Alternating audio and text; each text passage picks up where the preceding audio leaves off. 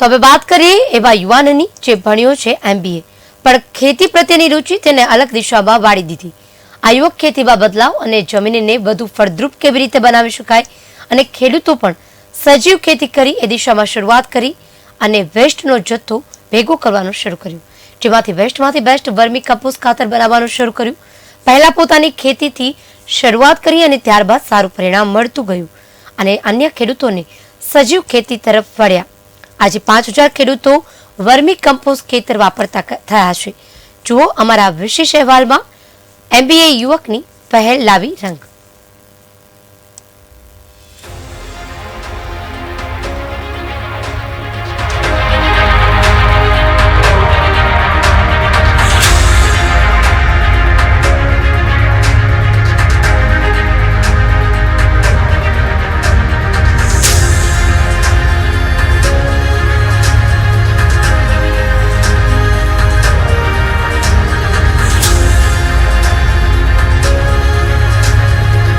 આમ તો ભારત કૃષિ પ્રધાન દેશ છે અને આ કૃષિ પ્રધાન દેશમાં ખેડૂતોની હાલત દિન પ્રતિદિન ખરાબ થઈ રહી છે।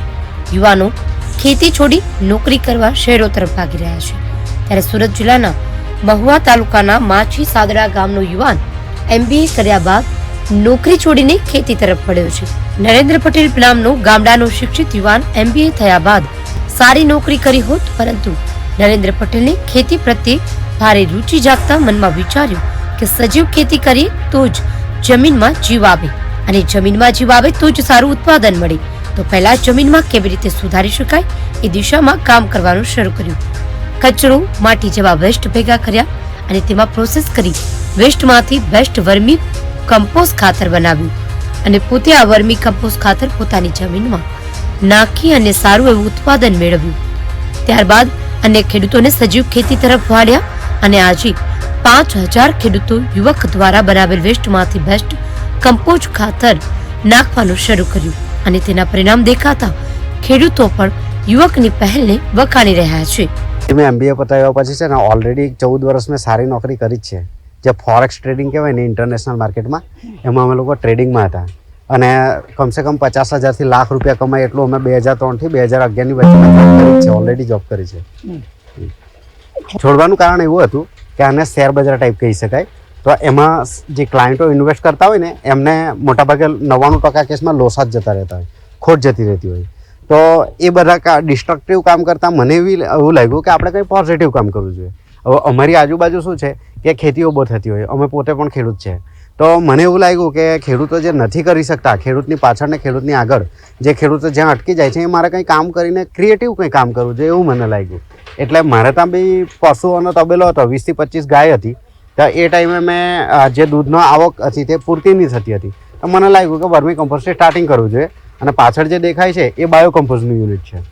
જમીનમાં આજે ઝેર યુક્ત કેવી રીતે થયું કે અંદરથી રાસાયણિક ખાતરો પડ્યા અને જે એનાથી જે રોગો પાછા ઉત્પન્ન થયા તો એના માટે એને નાશ કરવા માટે અલગ અલગ દવાઓ નાખવામાં આવી।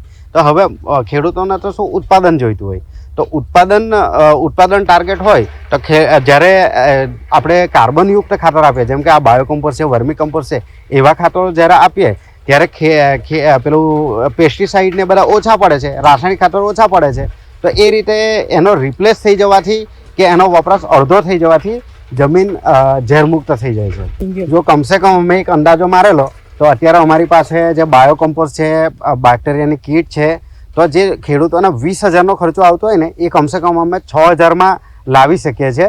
અને એ ઉપરાંત ઉત્પાદન જે પહેલાં 20,000માં જે ખેડૂત ઉત્પાદન લેતો હતો એની જગ્યાએ એનું ઉત્પાદન પણ એનાથી કમસે કમ 20, 30 કે 40% સુધી વધારે મળી શકે છે। આખી દુનિયામાં અગર ખેતીની સમસ્યાનું મૂળ જોઈએ તો એક જ વસ્તુ આવે કે જમીનમાં કાર્બનની કમી, અને છોડ ડાયરેક્ટ ખાઈ શકતો નથી, એને બેક્ટેરિયા ખવડાવે અને બેક્ટેરિયા પણ સજીવ છે તો એને કાર્બનની જરૂરિયાત હોય અને કાર્બન ક્યાંથી મળે તો વર્મી કમ્પોસ્ટ, બાયો કમ્પોસ્ટ, છાણ એમાંથી મળતું હોય છે।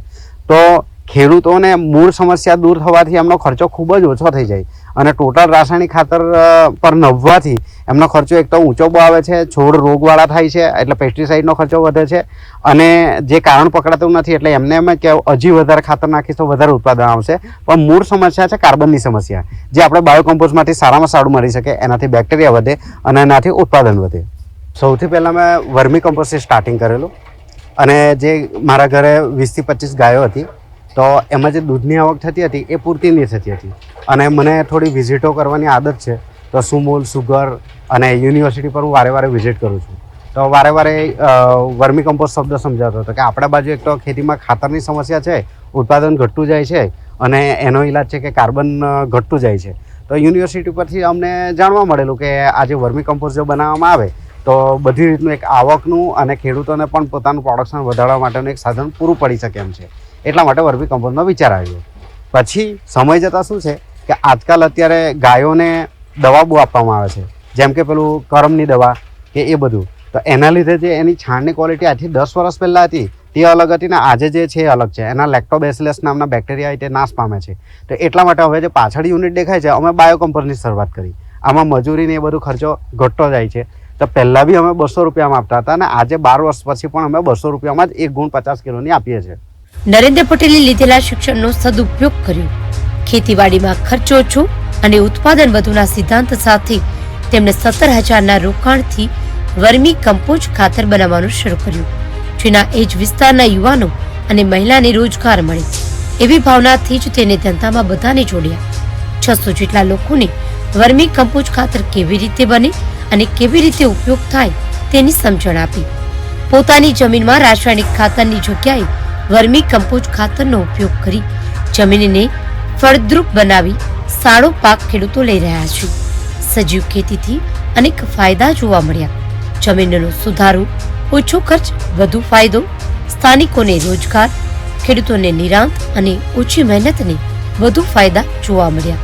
હું છેલ્લા 2 વર્ષથી અહીંયા આગળ ખેતીવાડી શાખામાં ફરજ બજાવું છું. હાલની પરિસ્થિતિ મુજબ અત્યારે પ્રાકૃતિક ખેતી તરફ આપણે ખેડૂતોને વળવા માટે આહવાન કરીએ છીએ.